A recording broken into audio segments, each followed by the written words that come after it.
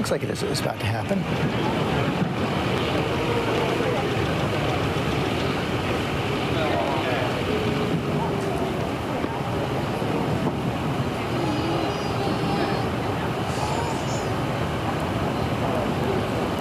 Thought we might see him come out with his signature aviator sunglasses, but not this afternoon.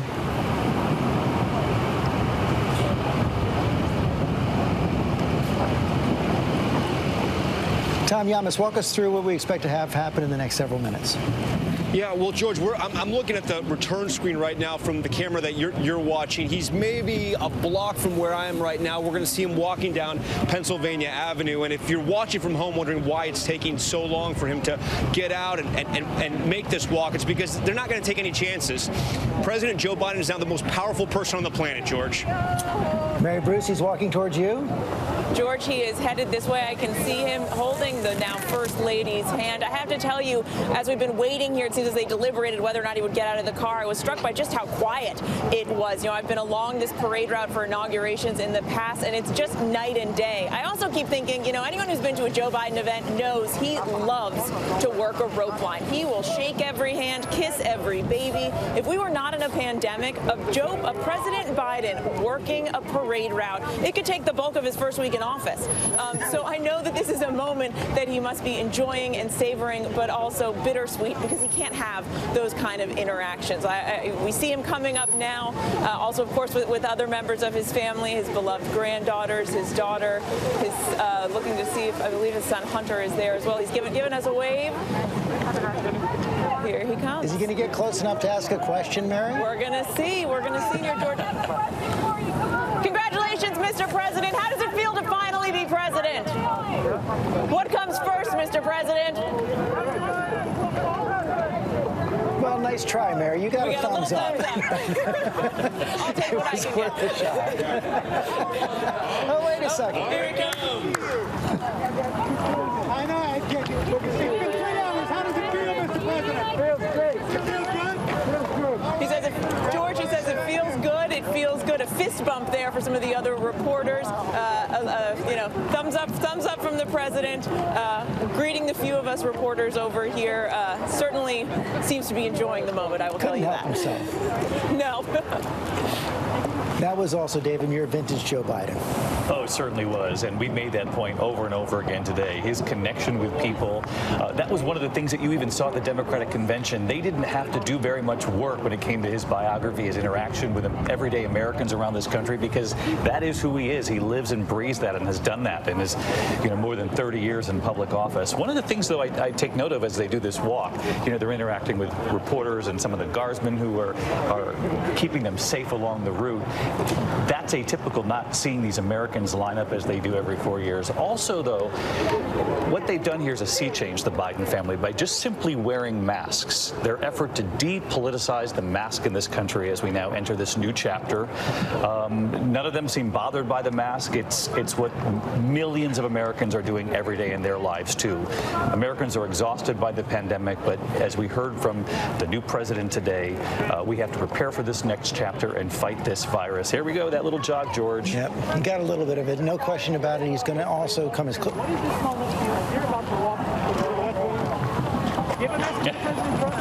He did about as well as Mary did. At least he got a hello right there. But yes, they believe, backed by science, that if more Americans wear masks every single day, we will see a shorter pandemic.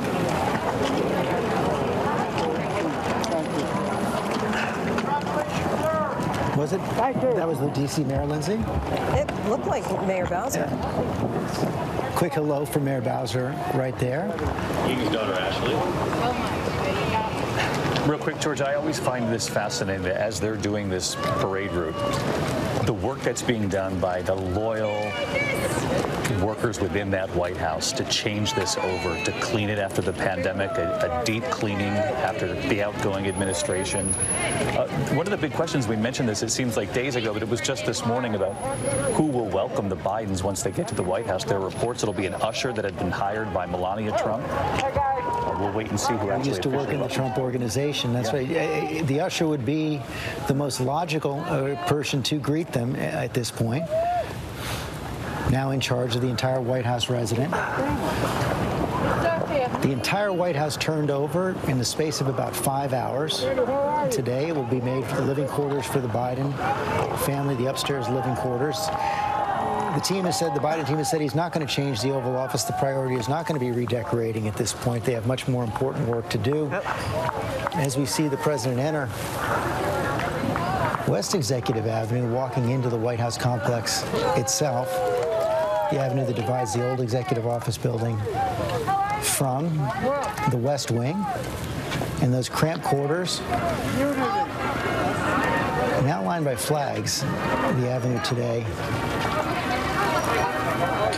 Cecilia Vega, we were talking about this before. Those cramped quarters already filled by White House staffers for President Biden. So many veterans of the Obama and Clinton administration. He's bringing a lot of familiar faces. The press secretary, Jen Psaki, a lot of people know her from her work in the White House, the State Department. She's a television computer contributor, and many more.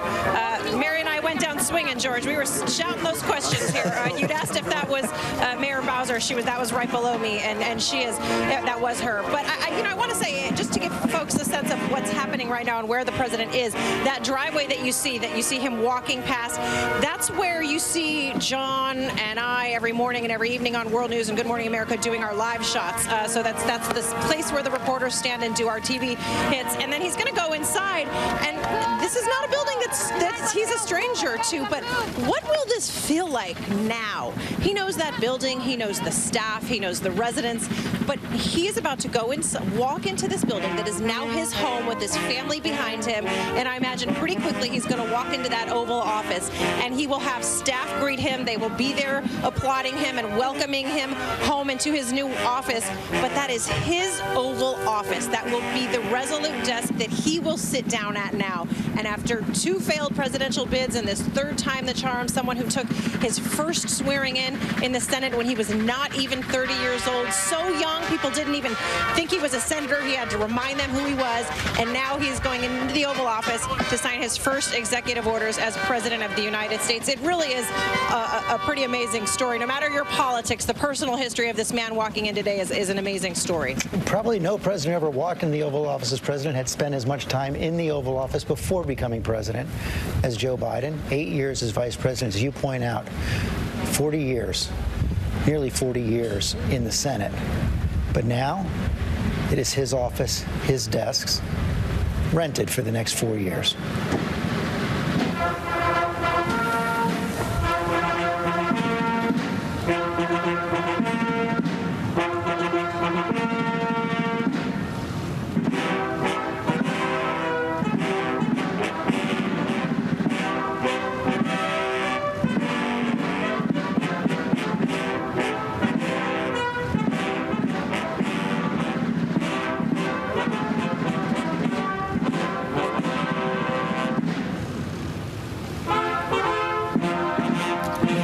Seemed to hit Dr. Jill Biden at that moment. You know, hail to the chief. I was just thinking the same thing, but hail to the chief is something that 3 efforts to finally hear directed at him, standing next to his wife, 5 efforts, 5 times he proposed before she finally said yes.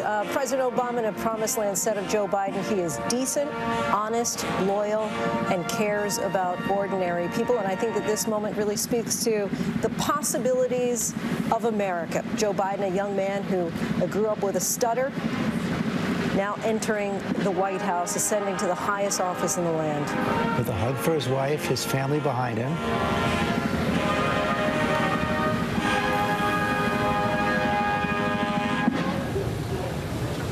Enters the White House that he now calls home.